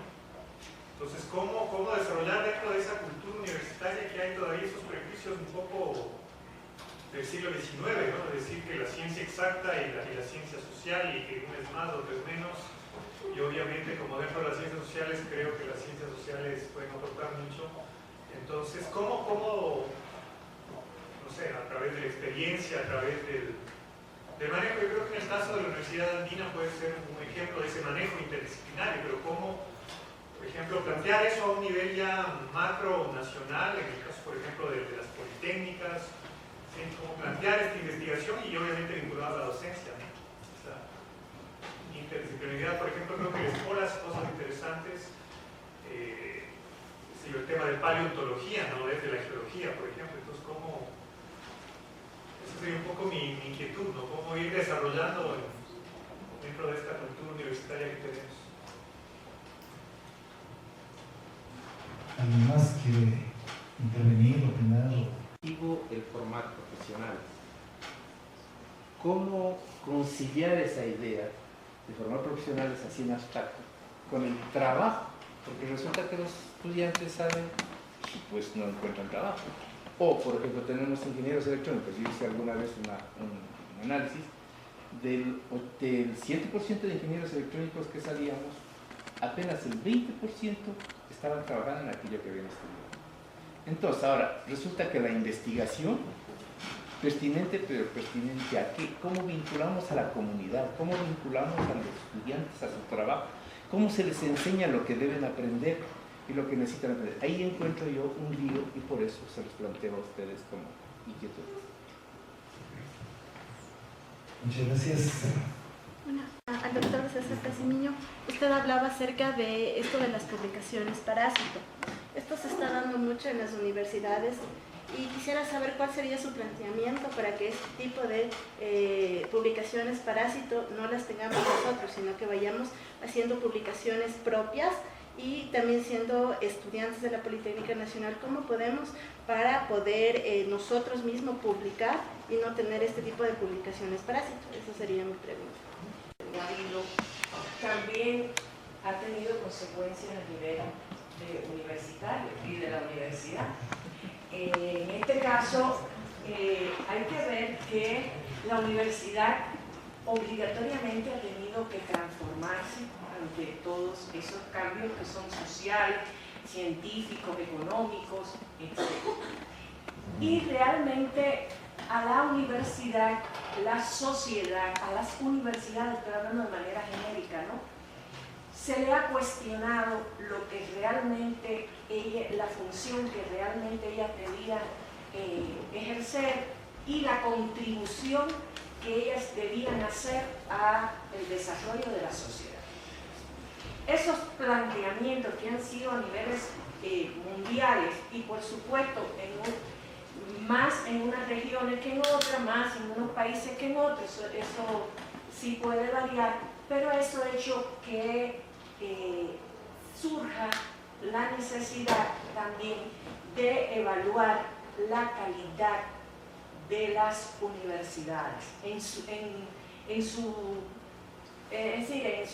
en todos sus procesos y cómo son pertinentes para poder contribuir a esa transformación social. Por supuesto que uno de los aspectos, vamos a decir, más controversiales en los momentos actuales es el hecho de la autonomía universitaria. Pero la autonomía universitaria no puede ser una negación a que las universidades realmente trabajen y de alguna manera en función de la calidad y que de alguna manera hay que evaluar esa calidad de la educación universitaria. Entonces sí, pienso que es un tema importantísimo hasta para investigar de qué manera mantienen las universidades su autonomía sin que por eso no dejen de cumplir su rol social y en este caso pues les retribuyan a la sociedad, que es para la que ellas en definitiva existen, les retribuyan a esa sociedad lo que realmente necesita. Y entonces, bueno, los sistemas de evaluación y de acreditación de las universidades son realmente una manera, vamos a decir, una forma de evaluación y que, bueno, sí se ha convertido en un control social y en muchos casos y en muchos países todas las realidades no son iguales. De todos los países no son iguales. Se ha convertido también en un control del Estado sobre las universidades. Y a veces se han confundido realmente lo que es la evaluación, lo que es la acreditación, con otras formas de ya decirle a la universidad y controlarle todo lo que debe hacer y lo que no debe hacer, que no tiene nada que ver con eso. ¿Bien? Es un problema no resuelto realmente. Gracias. Yo estoy encantado del tipo de preguntas y el tipo de inquietudes. Les voy a ser sincero, no me las esperaba. ¿Por qué no las esperaba? Porque tengo un prejuicio que estoy reeducando en este rato. Tengo el prejuicio de que en las disciplinas de ciencias exactas no ha habido un trabajo de discusión filosófico profundo sobre la ciencia y me estoy dando cuenta de que estoy hablando y que estaba creyendo un disparate. Así es que he aprendido hoy y me gusta mucho ese tipo de interés. ¿Cómo estamos subordinados al norte, pero cómo hacemos para hacer una ciencia contrahegemónica, una ciencia propia? Yo creo que la idea aquí, quizás un ejemplo que tenemos, yo acabo de publicar un libro que es sobre Espejo y hablo sobre el fundador de la ciencia crítica ecuatoriana. Esa deformación de Espejo nos sobre todo historias escritas desde la medicina sobre Espejo, nos han hecho pensar que Espejo tuvo una gran virtud, porque viviendo donde vivía, en la periferia de la sociedad colonial, estaba al día, se dice, con Europa. Todo mi libro es el desarrollo de una hipótesis que creo que la compruebo, de que Espejo no estuvo al día con la Europa. Se adelantó 100 años de Europa, el momento que al menos se refiere a la ciencia epidemiológica.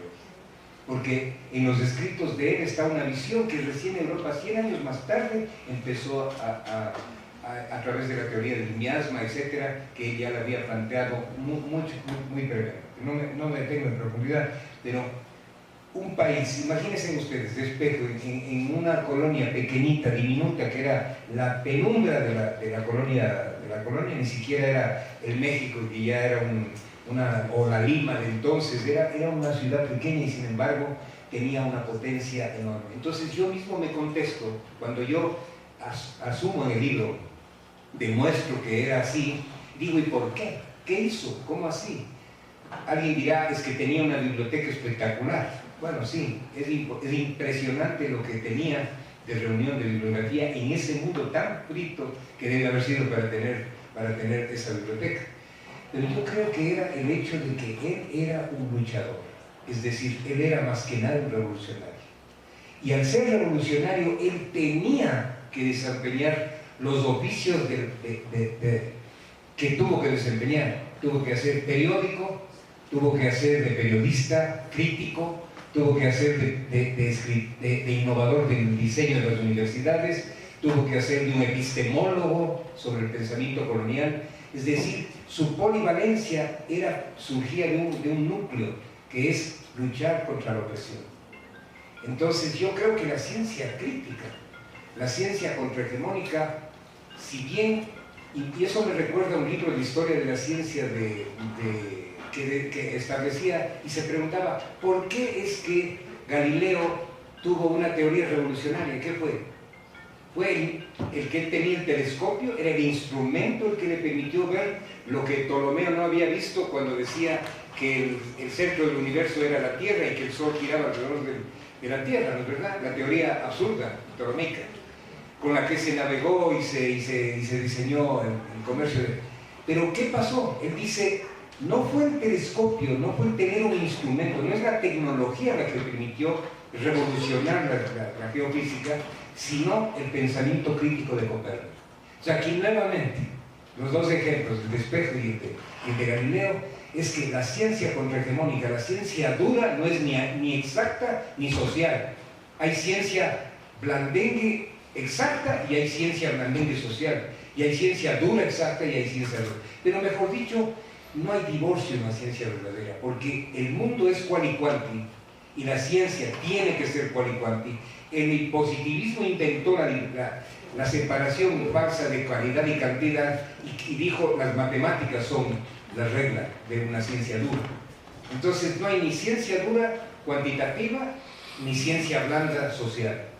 Las dos tienen que utilizar, nosotros somos usuarios de matemáticas, no en el mismo plano, en el mismo nivel, en el mismo... Pero por ejemplo, uno de mis postdoc ahora está haciendo conmigo un trabajo sobre transformación del modelo matemático para la epidemiología, porque necesitamos buenas matemáticas.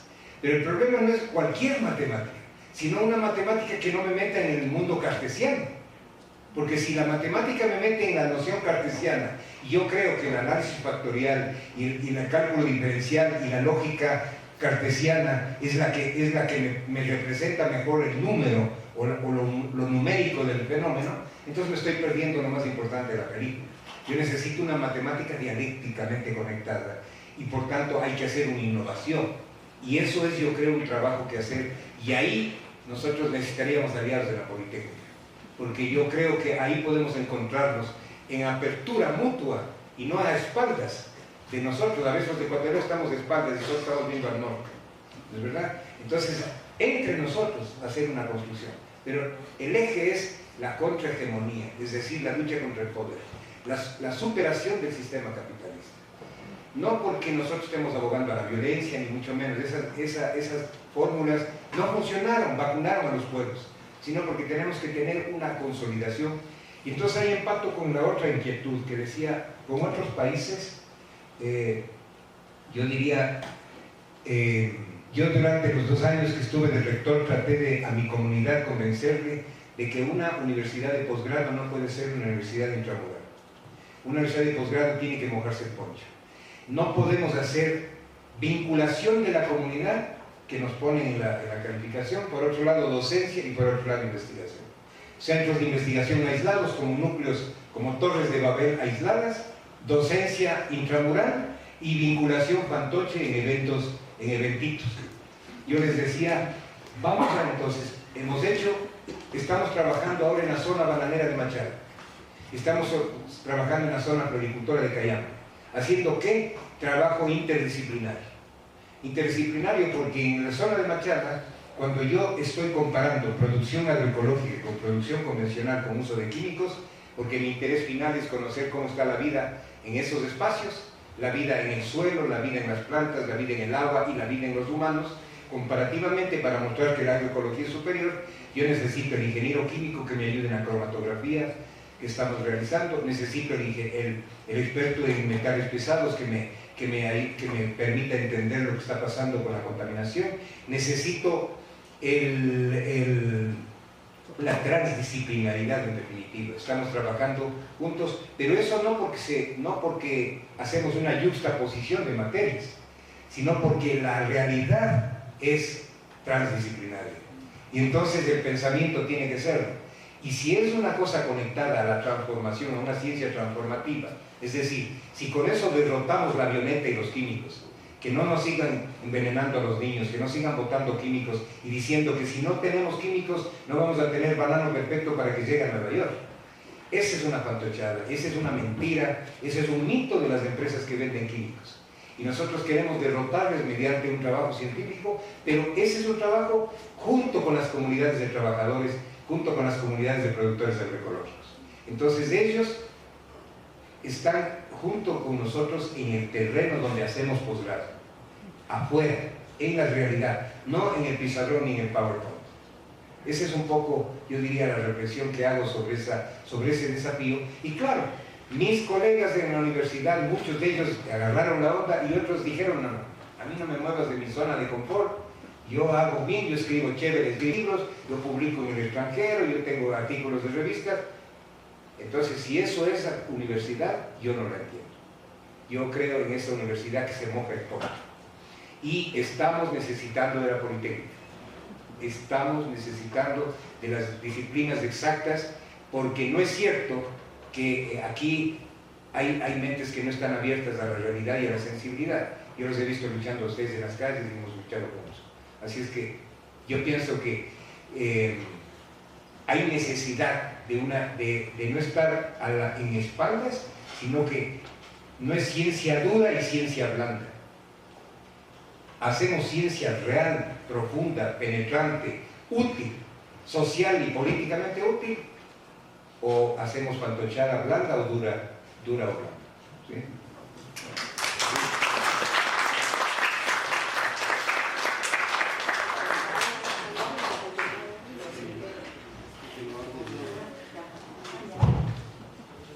Sobre el tema de las publicaciones parásitos, pues nazo, ¿no? A ver, eso yo lo veo desde la perspectiva de una persona que hace laboratorio con tecnología de punta vendida por Illumina, que es una empresa gringa. Entonces, ahí viene una de las cosas de dualidad tremenda en el accionar de los investigadores de nuestros países, ¿no es cierto? Hace unos días salió una noticia en el periódico Grama de Cuba de cómo las industrias estadounidenses no venden los productos para solucionar los problemas de tecnología que fue adquirida en otro momento por Cuba, y eso produce 224 muertes por 100.000 habitantes por el bloqueo de la tecnología y el tema de las patentes. Entonces, ahí vives una dualidad que es lo mismo que nos pasa, creo, a nosotros, a los países de economías débiles, es que ¿qué haces para tener una ciencia tecnológicamente desarrollada, eficiente y útil para la sociedad? Porque no solo se trata de hacer ciencia o rescatar ciencia que no tenga tecnología muy avanzada. Tenemos que tener tecnología, la humanidad ha creado la tecnología, el tema es la lucha por que no sea patentable desde mi perspectiva, sino que la ciencia sea abierta. Y entonces el rato que la ciencia es abierta, tienes todas las posibilidades de usar el conocimiento para beneficio público, para beneficio social. Entonces lo que hacemos desde un laboratorio que tiene tecnología, que tiene dinero algo de dinero para investigar, es demostrar que el conocimiento aplicado socialmente es bueno, que eso no les gusta a las empresas, ¿no es cierto? Entonces, yo creo que una de las responsabilidades es hacer ciencia nosotros, con el esfuerzo que podamos, con la presencia que podamos. Tenemos que publicar en Latinindes, tenemos que hacer libros, porque los libros no tienen la misma calificación. Dicen, pero si el libro atrás tiene una investigación fabulosa, pero no nos califican igual porque no conviene calificar de la misma manera. Entonces, yo creo que hay otros mecanismos de difundir la ciencia, que es las publicaciones propias, las publicaciones de instituciones, revistas serias con árbitros, cosa de hacer una ciencia de calidad, porque tampoco podemos poner en riesgo a las sociedades con ciencias de menor calidad, porque nos demandaría la sociedad, ¿no es cierto? Entonces yo sí creo que tenemos una responsabilidad como investigadores desde el Ecuador de hacer la ciencia de mejor calidad, con la mejor tecnología que podamos y hacer presencia en el mundo de todas maneras, porque si no somos grupos prescindibles, y eso no es verdad. O sea, nosotros tenemos un montón de cosas. Hoy conversamos con unos líderes indígenas sobre el tema, por ejemplo, nosotros trabajamos con genes de origen de la población ecuatoriana. Y entonces, claro, una vez que explicas la temática de por qué hacer estudios de genes de población indígena, hay una apertura, pero cuando tú hablas desde la perspectiva de que tienes que tener acceso a los recursos genéticos, ahí viene el interés comercial. Entonces nosotros decíamos que no, que somos una universidad que no tenemos intereses comerciales, que queremos estudiar los genes que probablemente nos lleven a resistencia de enfermedades. Entonces, las mismas empresas de estas de Estados Unidos que les cuento de Cuba, hay una empresa, hay excepciones en el bloqueo, ¿no es cierto? Hay una empresa que compra las vacunas para cáncer de cuello, de pulmón, de Cuba, que fabrica Cuba. Entonces hay una doble moral, ¿no es cierto? O sea, por un lado te bloqueo, pero lo bueno de tu ciencia, que es apoyada por Europa mucho, sí te compra. Entonces yo creo que nuestra obligación es publicar nosotros, no vendernos, no porque nos pongan de número 500 de entre 1000 autores ya es un éxito, porque estamos haciendo un engaño público. Yo creo que tenemos que hacer ciencia nosotros. Yo quisiera aquí decir algo, que es que el fenómeno de las publicaciones en las revistas de alto impacto es también todo un monopolio de poder. Y entonces, pues los países subdesarrollados también se encuentran en desventaja de esos puntos de vista. Por ejemplo, también depende del tipo de área. En las ciencias sociales es súper complicado también para publicar según los enfoques ideológicos que se tengan y demás. Y entonces, pues los investigadores que están en desventaja, estos investigadores del área de los países subdesarrollados y de esas áreas, pues muchas veces se ven entonces en la obligación de establecer relaciones, de hacer, vamos a decir que pactos, y sobre todo con entonces investigadores de esos países desarrollados donde sí se les publica muy fácilmente, y entonces de esa manera obtener publicaciones. Es decir, que el acceso para la publicación tampoco es algo que sea, aun cuando las investigaciones, los resultados que se tengan pueden ser relevantes, e incluso también en revistas hasta que cobran. Entonces ahí entra la variable de las posibilidades económicas que tenga el investigador o que tenga la universidad o la institución que lo represente, porque eso lo sufrí yo durante varios años en Cuba, cuando estaba en Cuba, que venían y me pedían los resultados, pero no los podía publicar porque no teníamos para pagar. E incluso también se aprovechan de esas necesidades. Yo, por ejemplo, tengo ahora la experiencia que he recibido ya 3 correos de una editorial española pidiendo un resultado científico que tengo de publicación con un doctorante cubano que recién publicó porque ellos quieren publicar el libro. Ya en esa sufrí de 2 publicaciones que tuve, que dimos la información, montamos el libro con la investigación, eso se publicó en Europa, se vendió una cantidad de dinero y nosotros no tuvimos ni un ejemplar del libro. Ni un ejemplar del libro, solo nos enviaron la constancia para que nos reconocieran la publicación con su ISBN y la carátula del libro, nada más. Después, un familiar de uno de los autores ve en España vendiendo en las librerías ese libro a un precio determinado. Es decir, que casi como que nos considera que somos indios, esclavos, y ahora, como tengo ese resultado reciente, ya he recibido de esa, y yo le dije, ahora sí te equivocaste porque yo estoy en un lugar donde puedo publicar, porque saben que, por ejemplo, que Cuba produce artículos y libros y tiene resultados de investigación, pero no tiene cómo publicar. Y entonces, pues, son realmente situaciones que se dan de diversidad de manera, pero que se ve claramente las desventajas que se tienen también en cuanto a la publicación. Pues gracias. ¿Sí?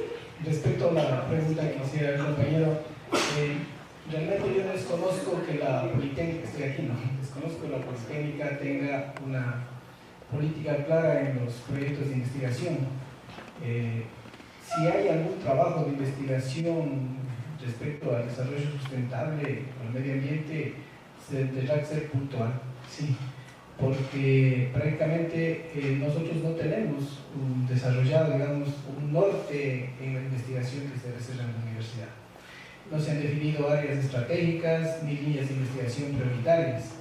y tampoco se ha discutido plenamente cuál debe ser la formación y los contenidos del currículum de las carreras, particularmente en ingeniería de petróleos. No creo que se haya discutido tampoco el alcance que debe tener la formación de los ingenieros, si debe tener información respecto a que la extracción petrolera sea amigable con el medio ambiente, cosas por el estilo. A mí me cabe la sospecha de que estos programas tienen que haber seguido la corriente tradicional, que no han sido modificados a profundidad. Respecto a lo que también decía Edison, es un problema realmente de cuál debe ser la formación que estamos dando a nuestros estudiantes. Cuando se realizan las incorporaciones de los estudiantes, se despiden de la Politécnica, realmente es preocupante intuir a qué mercado laboral salen, ¿no? Porque usualmente nosotros tenemos algún estudio estadístico de nuestros graduados, bastante porcentaje sale prácticamente a ser empleado en una empresa o a poner algún negocio de ventas, si es así, ¿no? El vender, el comercializar no está mal si se vende equipo técnico con conocimiento. De eso también vemos que hace falta mucho en el país. Muchos importadores venden un equipo, por ejemplo, de retorno a X, pero no saben cómo funciona, y no les saben explicar, ni tampoco dan el servicio de mantenimiento adecuado. O sea, hasta ese nivel de técnico se necesita. Entonces, muchas veces también se dice que debemos hacer profesiones de acuerdo con lo que demanda nuestra sociedad. Entonces, si vamos a ver cómo está estructurada la sociedad, que nuestras industrias son incipientes en el campo de desarrollo, de innovación, no tienen departamentos de investigación, y públicamente ellos lo único que buscan es minimizar la inversión para maximizar las ganancias. Entonces, o sea, ¿cuál es la necesidad que tienen ellos? Realmente de técnicos, casi no la tienen. Y ese es un gran problema que la universidad no resuelve, y no es fácil de resolver tampoco. Miren ustedes, tal vez el grado, y aquí quiero hacer una infidencia con los colegas.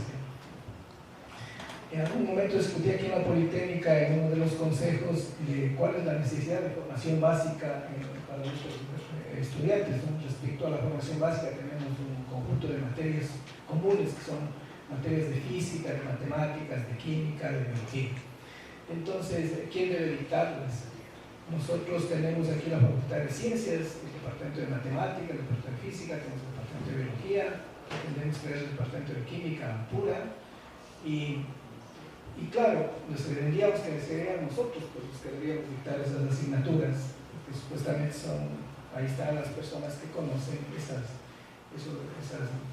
ciencias. Pues había criterios de que no, perfectamente podrían dictar los profesores que residen en las diferentes facultades, porque bueno, no hace falta mucha física, mucha matemática. Actualmente se necesita más en materias de estructuración de proyectos, de emprendimiento, cuestiones de esto. Entonces uno les pregunta, bueno, ¿qué clase de ingenieros quieren? Mientras más se diversifica la aplicación tecnológica, digamos, más se diversifica la tecnología, no hay cómo dar toda la formación tecnológica a los estudiantes, porque eso se va renovando realmente con electrónica, por ejemplo, aceleradamente. Entonces lo que hay que sustentar es la base conceptual fuerte de la formación en física, matemática, es sustentar eso. Entonces, si a nivel incluso de autoridades de carreras no se entiende de que hay que cimentar eso, porque hay que sacar ingenieros con mayor proyección, con mayor capacidad de reflexión, ¿sí?, para que puedan ellos hacer diseños realmente de ingeniería, ingeniarse, ¿no es cierto?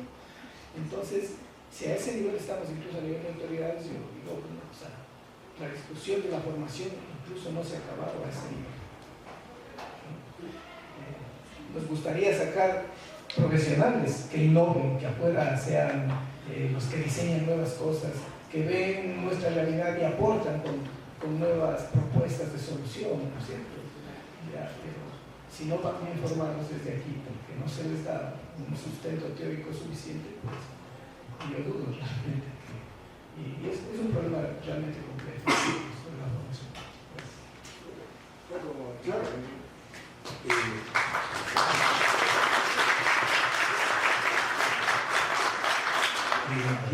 Escuchándoles a los colegas, me surge la urgencia de decirles algo que estoy sintiendo.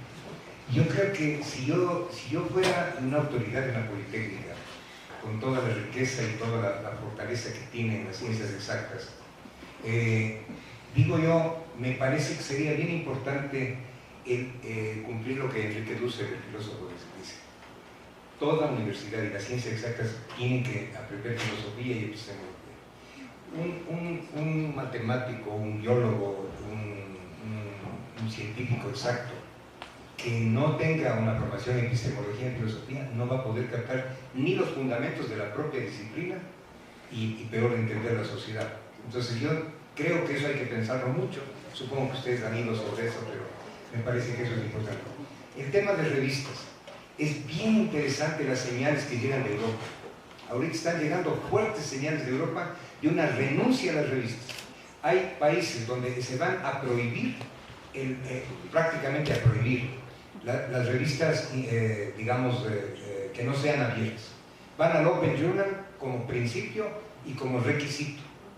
Entonces, nosotros no podemos ser más papistas que el ex-papa. Tenemos que pensar en el norte, que hasta en el norte, Harvard, los bibliotecarios, allá se llama Facultad de Biblioteca en Harvard, se rebelaron porque dijeron, no hay país que aguante.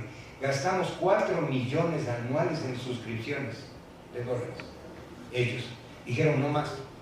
Vamos a cambiar completamente el modelo, o si no, es inmanejable, porque la universidad con fondos públicos produce los artículos. La empresa privada llamada revista toma los artículos de origen público y los vende carísimo a nosotros mismos. Entonces dicen, no más. Y lo mismo en Europa. Así es que yo creo que el reinado de las revistas caras está empezando a llegar a su fin. Y obviamente nosotros no podemos revocar. Y tercero, a nosotros nos ha servido mucho después de varias décadas de trabajo tener buenos aliados en el norte en el siguiente sentido. Este rato, por ejemplo, varios de nuestros colegas, incluido yo, estamos con obras que se están traduciendo al inglés por equipos de la Universidad de California. Es decir, ellos están interesados en traer la producción ecuatoriana a la universidad y ofrecen a sus doctorandos para que en equipo nos ayuden en la traducción de las obras al inglés. Entonces es la inversa. Empieza a haber un flujo ahora sí bidireccional de conocimiento. Yo creo que son nuevas épocas. También hay gente en el norte maravillosa, hay compañeros democráticos y latinoamericanistas que pueden ser nuestros aliados muy potentes para poder hacer eso que sugería César de publicar y publicar, porque sí, obviamente esa es una vía, pero la otra es ¿qué hacemos con el saber popular? ¿Qué hacemos con la interculturalidad en la ciencia?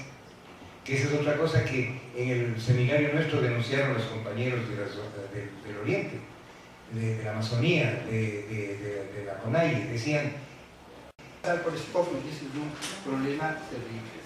Y el último punto que no debemos olvidar es las discusiones éticas sobre ciencia. Por ejemplo, no tenemos que estar alertas al tema de la ética del belicismo, de la ética de la robótica y el reemplazo de fuerza laboral, de la ética de genética y discriminación. Entonces, esas cuestiones que todavía no están mezcladas, porque las tecnologías también tenemos un poco como en infancia las tecnologías de esas, ¿no? Pero hay que hacer las discusiones éticas también de qué ciencia y para qué la ciencia.